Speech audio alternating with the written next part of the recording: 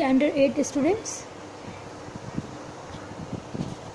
we are going to start chapter 5, coal and petroleum. Coal and petroleum जो है chapter में हम लोग को ये जो कोल एंड पेट्रोलियम ये लोग तुम लोग पहले से जानते हो कि कोल एंड पेट्रोलियम को फॉसिल्स फ्यूल भी कहते हैं. We already know about natural and man made things around अस.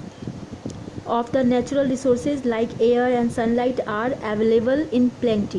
यानी नेचुरल रिसोर्सेज के बीच जो सनलाइट और वाटर जो है, सनलाइट एंड एयर जो है वो काफ़ी मात्रा में मौजूद है हमारे नेचर में. Natural resources that are not likely to be exhausted are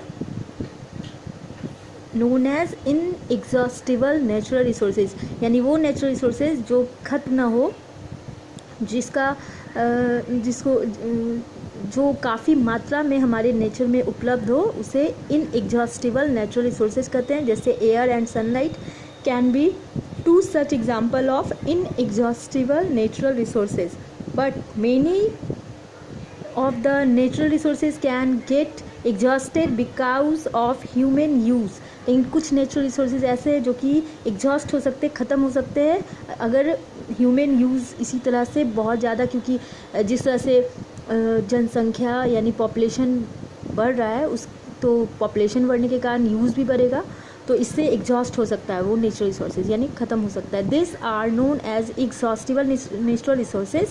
water, coal, petroleum, natural gas, wild life, ये सारा जो हमारा नेचुरल रिसोर्सेज है ये एग्जॉस्टिबल है.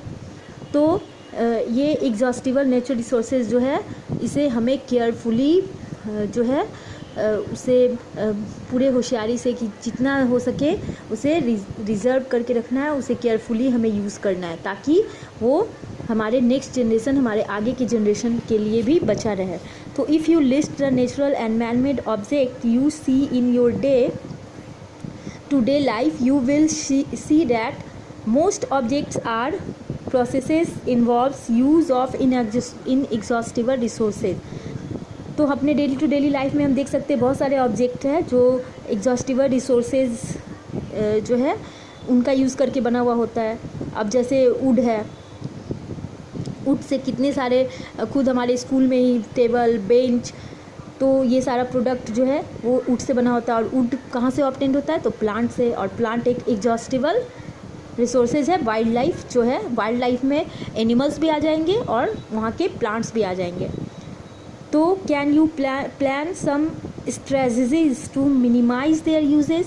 तो क्या हम प्लान कर सकते हैं कुछ उसे ऐसा कोई स्ट्रेटजीज बना सकते हैं जिससे कि हम कम से कम उसका यूज़ कर सके, उसे यूज़ करने में बहुत केयरफुल हो सके. You must have heard your parents discussing the soaring prices of oil and petroleum derived products. The cost of these fuels was much less few years back, but as the amount of the resources available to humankind is shrinking, the increased demand is making them dearer. तो यहाँ पे क्या बोल रहा है? Dearer. तो यहाँ पे बोल रहा है कि जिस तरह से हम लोग सुनते होंगे कि मार्केट प्राइस कितना कॉस्ट बढ़ रहा है फ्यूल्स का, और जो कितना अमाउंट जो है वो कुछ साल पहले कितना कम था, वो कुछ साल बाद कितना बढ़ता ही जा रहा है. और ह्यूमन काइंड जो है, ये जो पॉपुलेशन लगातार बढ़ने से डिमांड बढ़ रहा है, ह्यूमन काइंड जो है वो उसके लिए ये सारा रिसोर्सेज की अवेलेबिलिटी जो है वो श्रिंक करते जा रही है, कम होती जा रही है. तो the increase demand is making them dearer. तो यानी कि उसका ज़्यादा से ज़्यादा जो ये डिमांड जो इतना बढ़ रहा है ये हमारे लिए डरावना है. It is important for us to realise that if we do not exhaustible resources just judiciously, a time will come when there will be a very little amount of resources available for the future generation. तो अभी जैसा मैं बता रही थी कि अगर इसी तरह से हम इन रिसोर्सेज का अगर केयरफुली हम लोग यूज़ नहीं करेंगे और इसी तरह से उसका डिमांड बढ़ता गया और हम लोग इस तरह से अगर उसे यूज़ करते रहें तो हमारे फ्यूचर जनरेशन के लिए बहुत कम अमाउंट में ही बच पाएगा. तो इसी के बारे में इसमें कोल एंड पेट्रोलियम जो है इन प्रोडक्ट के बारे में, जो कि एक एग्जॉस्टिबल रिसोर्सेज है, और ये हमारे लिए कितना इम्पॉर्टेंट है, कोल एंड पेट्रोलियम, और उसके बारे में ही पढ़ना। और इसे फॉसिल फ्यूल भी कहते हैं। Fossil fuel are fuels formed by natural resources with the anaerobic decomposition of बड़ी डेड ऑर्गेनिज्म। यानी फॉसिल फ्यूल कैसे बनता है, ये रिसोर्सेज जो है वो जो डेड डिकेइंग एनिमल होता है उसका जो है एनएरोबिक डिकम्पोजिशन होने से, एयर के एब्सेंस में उनका डिकम्पोजिशन होने से ये जो है फॉसिल फ्यूल बनता है। This organism are the fossil fuels formed by them are million of years old and many even exceed 650 million years. इसको बनने में बहुत करोड़ों साल लगते हैं, और यहाँ तक कि 650 मिलियन जो है, even 650 million exceed. Fossil fuel contain high percentage of carbon. Fossil fuel में कार्बन का परसेंटेज बहुत ज़्यादा होता है। Coal, petroleum and natural gas are example of fossil fuel. यानी फॉसिल फ्यूल कौन कौन से है, coal, petroleum and natural gas. तो कोल जो है तुमने देखा होगा ब्लैक रॉकी सब्सटेंस होता है, और इसका यूज़ जो होता है मेन फ्यूल्स के रूप में इसका यूज़ होता है cooking food, for cooking food.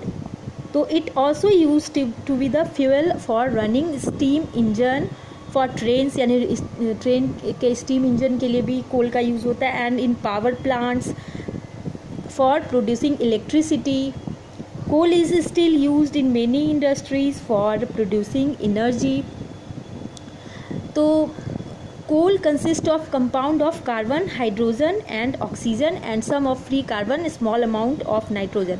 कोल में क्या क्या रहता है, तो उसमें कार्बन रहता है, हाइड्रोजन रहता है, ऑक्सीजन रहता है, और कुछ फ्री कार्बन भी होता है, और स्मॉल अमाउंट ऑफ नाइट्रोजन भी होता है, सल्फर भी होता है। Compounds are also present in coal. It is formed in deep coal mines under the surface of earth. ये अर्थ में तुम लोग जानते हो माइनिंग के दौरान इसे निकाला जाता है, माइनिंग करके ये अर्थ सरफेस के बहुत अंदर रहता है। और कोल जो है मेनली 4 टाइप का होता है। एक तो लिग्नाइट,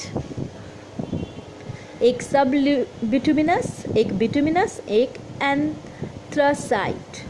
तो ये सारा जो है ये 4 टाइप का जो है कोल होता है। लिग्नाइट जो है वो ब्राउनिश ब्लैक कोल होता है, और इसमें जो है मॉइस्चर बहुत हाई होता है, जिसके कारण ऐश कंटेंट होता है, यानी इसको जलने के बाद ऐश बहुत ज़्यादा निकलता है। इट हैज़, ऐश मतलब राख होता है। It has carbon content ranging from 25 to 35%. It produces very little amount of heat when it burns.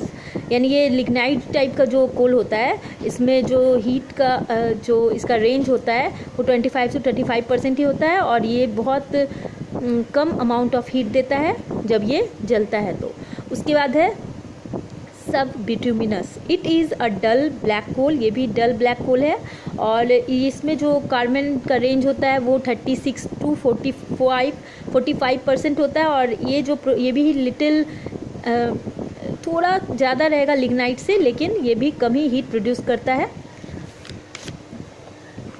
अब है जलने पर ये भी हीट कम प्रोड्यूस करता है। उसके बाद है बिटुमिनस। बिटुमिनस जो है ये it has a carbon content, इसका रेंज है 46 to 85%।